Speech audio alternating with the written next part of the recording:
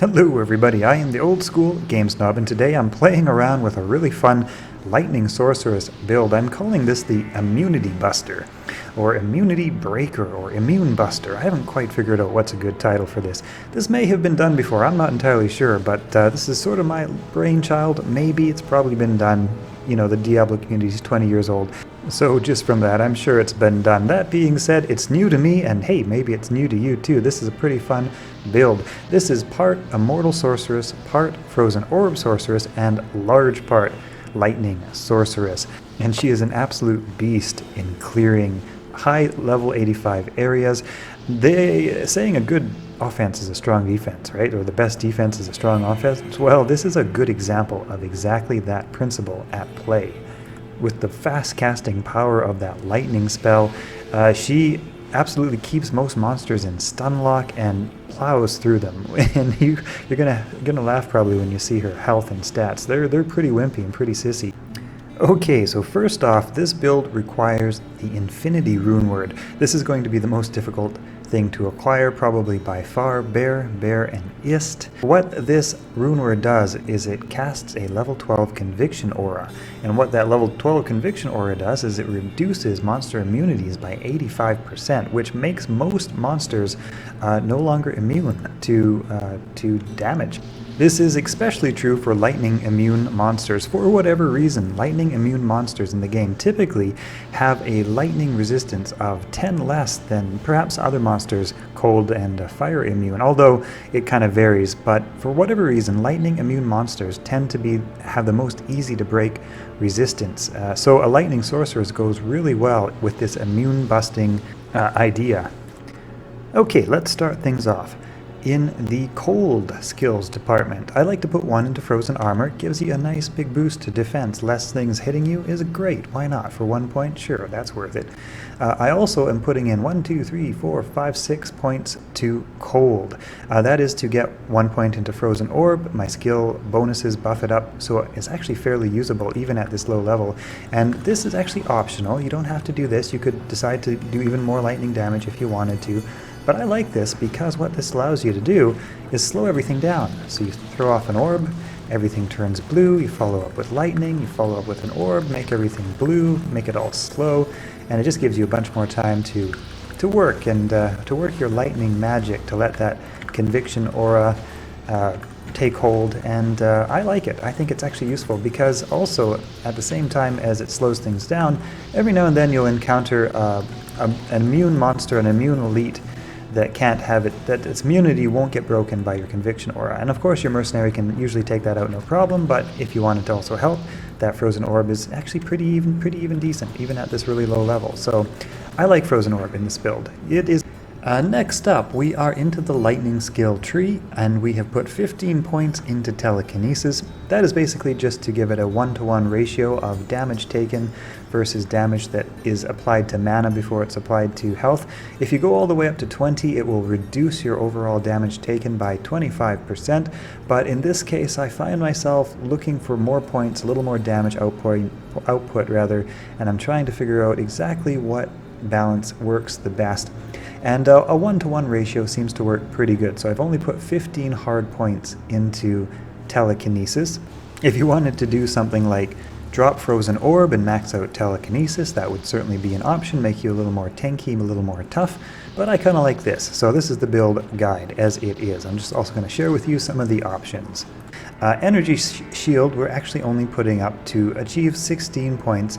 After 16 points, you only get 1% additional damage reduction per point. Up until 16 points, you get 2, and it seems to be enough, right around 71% damage reduction.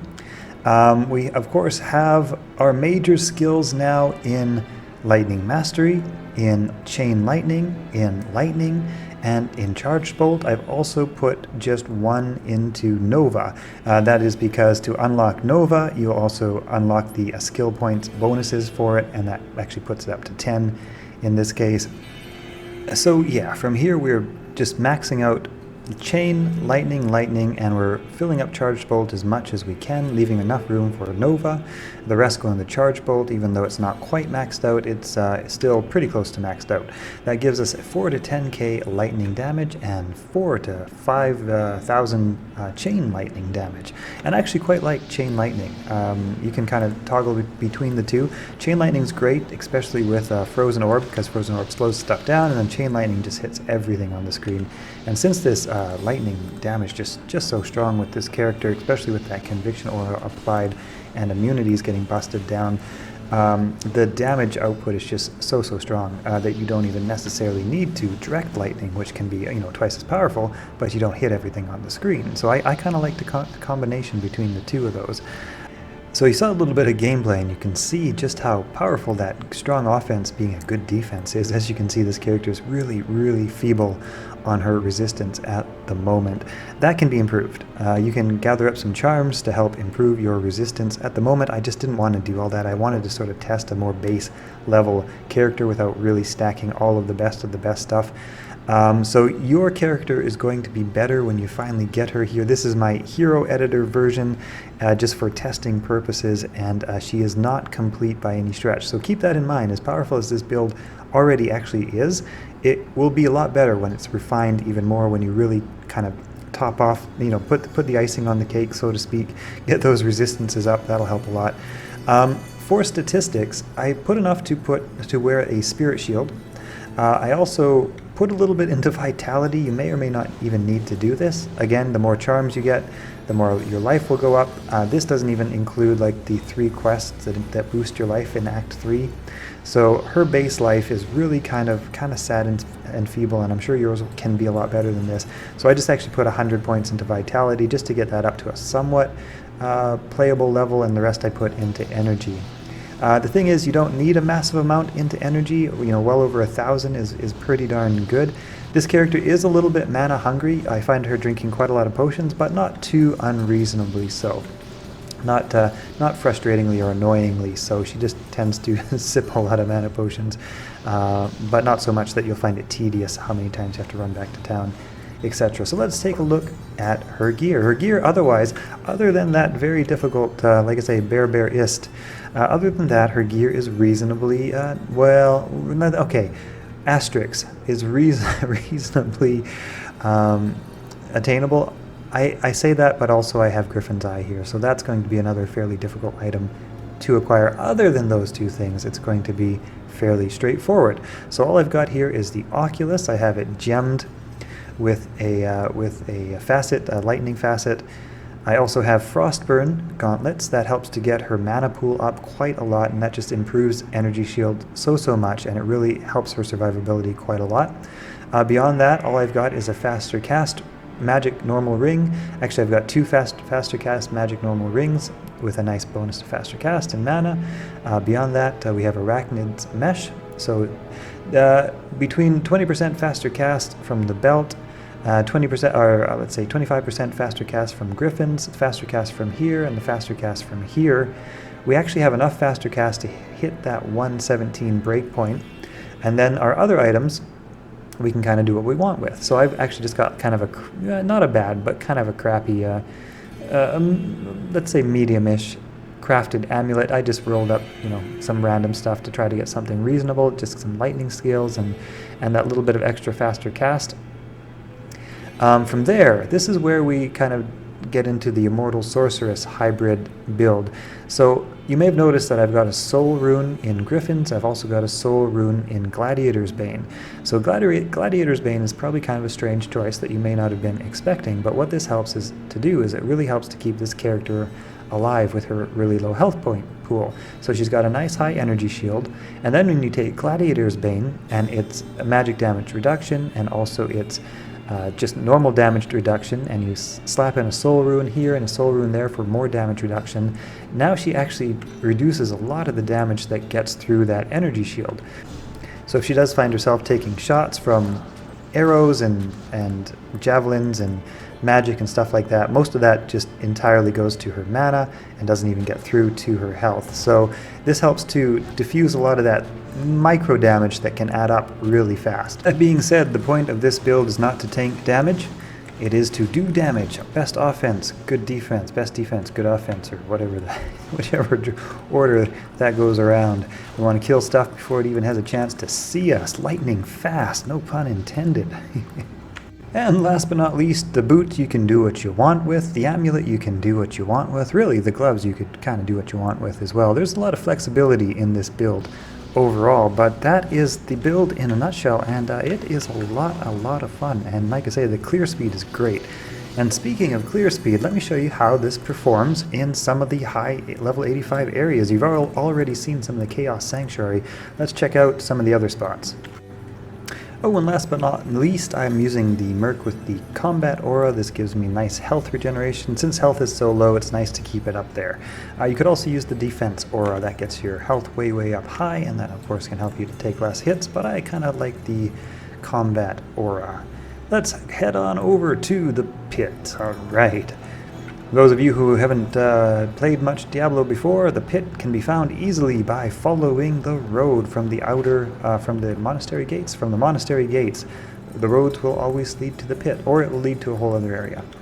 And wouldn't that be the pits? Anyway, let's show you how the pit, how this character class performs in the pits. Pretty darn not too very bad. That's going to be the summary of this, but I'll show you and you can judge for yourself, man, oh man.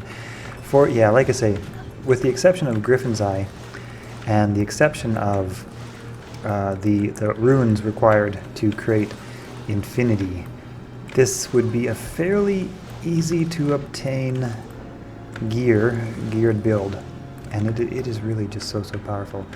Do you need infinity? I don't know, you could probably try without it. It certainly wouldn't be the same. You would definitely run into problems with immunities, so yeah, no, not really too well. Do you need griffins? You might be able to get away with not using it. You might have a bit of a slower cast rate. You might do a little bit less damage, but you could probably get away without griffins. Maybe swap it out for Shaco or something like that. You know, of course, this build is probably viable with a less powerful version of it. But as you know, as you can upgrade and get better and better gear, you know, it'll become more and more powerful. I don't think it's 100% demanding of the best gear.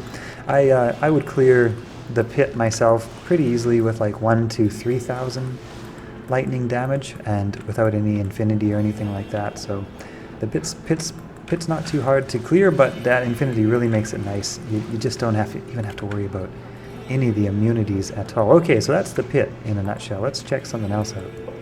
Okay, here we are in the ancient tunnels. Probably the favorite farming spot, according to the poll I did there, of Diablo 2 players.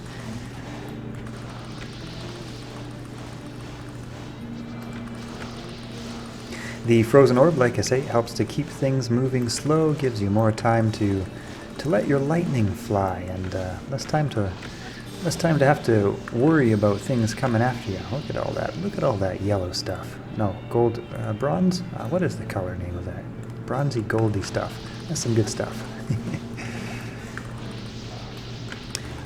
With the Oculus and the ranged attacks, you might find yourself getting teleported a little bit, but that's usually not the end of the world.